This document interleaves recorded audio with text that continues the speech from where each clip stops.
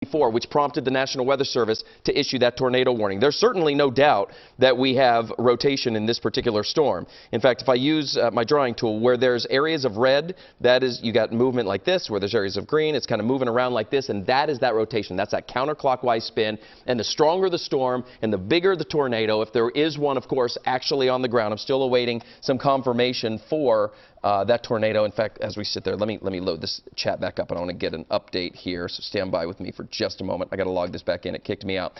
But the bigger it is, the brighter these areas are going to be. And I like when I'm covering these things, and you know, I've covered these a lot in my career, and you see very clear signatures, and then you see signatures that maybe aren't so clear. This one is not as clear. There is certainly some rotation, but in terms of a tornado, I see it starting to get a little muddier. And so that's a good sign in terms of not being as clear-cut of a tornado. However, it is still certainly, the warning is still up. Let me load this right back up. Stand by for just a second. Okay, that's loaded up. And I got some new data here as I put a track on this for you. Again, if you're just joining us, Mercer County, extending on out to Monmouth and Middlesex County, there is a tornado warning. I put the track on here for you. If you know anybody up in this area, it's starting to move out of our television viewing area and into the New York area. But we're going to continue to cover this because I know many of you up in this section of our region get us on TV, you get us on the stream, you can get your information from us, and so that's why we're going to stay on with this until this tornado warning has expired. Here's the new information. This just came out within the last minute, 2 minutes. Says the tornado warning, this is from the good folks over there at the National Weather Service, our local National Weather Service in Mount Holly. They say that they're going to continue the tornado warning. It also has the capability of producing 3/4 of an inch diameter hail, which we talked about. They're going to continue it until 4:15. At 3:51, a severe thunderstorm capable of producing a tornado was located over Twin Rivers. This is 13 miles east of Trenton, as you know, and it is moving off to the east. They say 35. I tracked it closer to about 50, so we'll cut the difference. Either way, we'll say 40 miles per hour or more. It's racing along. It's not moving at 15 or 20 miles per hour. You folks, when you hear Mercer County, probably think Trenton, county seat, biggest city there, of course. You folks in Trenton are clear. You're not in this warning in Trenton. It has now moved out, essentially, of Mercer County. The warning still on the back edge here. You can see that it does include East Mercer. However, I will give you guys the all clear. I-95, in terms of the tornado warning itself, the rotation would be on the east side of that. So I am not concerned with the rotation now from 95 in Mercer County. I'll give you folks the clear. And obviously, for Trenton and areas, Pennington, all these areas that are into the western side of the county, you guys have that clearing as well. Here's a new report from this particular system in Mercer County. There was thunderstorm wind damage. That was the same one, the Quaker Bridge, the report of trees and a wire in a car. So that is obviously not something that we like to hear. Certainly gives some credibility and some credit to the fact that the National Weather Service issued the severe thunderstorm warning and the tornado warning as well. So I put this on. This is only a 30-minute loop. Notice 30 minutes ago, this was well back here to the west. It wasn't even, it was basically just approaching Trenton at that time, and now it is moving out, and it will continue to move itself off to the east as it races toward the shores, you can see. So areas just north, probably just north of Seaside Heights, going to be seeing this, Long Branch, and then up to, say, Long Island and New York City. They're getting some of the southern batch of this. A lot of cloud-to-ground lightning strikes with it as well as this is moving across. Now, what's next? That's the thing. We're covering this tornado warning right now. It is the lone warning. And earlier when we were doing the cut-ins, you may have caught them. We were telling you that we are in the marginal risk from the Storm Prediction Center, and that means an isolated strong to severe storm possible. And that's exactly what we're seeing. This is the only one that we've had in our area in terms of severe thunderstorm warning, but this is definitely a big storm. Notice, go back 30 minutes. And in fact, I'll just stop this. Let me take you back 30 minutes right here. And notice all these lightning strikes. This was a big storm moving into the county, and this is where it started to prompt the National Weather Service to give it that second look. It already had the severe thunderstorm warning on it. Well, as we now go in time, as we approach the 4 o'clock hour, walking right into 4 o'clock right now, notice the lightning strikes have started to die down, and it will continue to move on in. And now, guys, 4 o'clock show. Siafa, Natasha.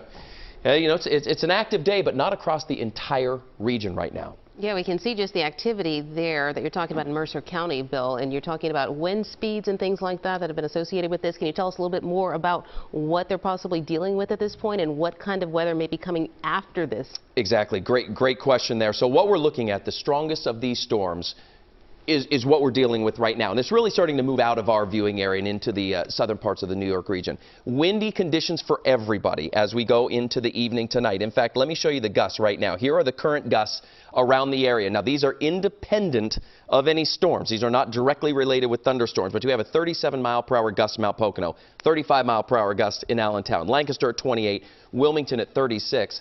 Over the next hour or two, I expect our wind gusts around the region to kick up. And again, independent of storms. You add a storm to the mix and you already have a 30 or 40 mile per hour wind gust. It does not take much to get that up to a severe level, which is 58 miles per hour or greater. And the reason that we're seeing this is because the overall big picture, if I put this back, let me go back to the radar here. I want to show you the bigger picture and what's going on. As I widen this out, the cold front is approaching, and this goes back, now this loop goes back over the last couple of hours, okay? So let me extend this on out.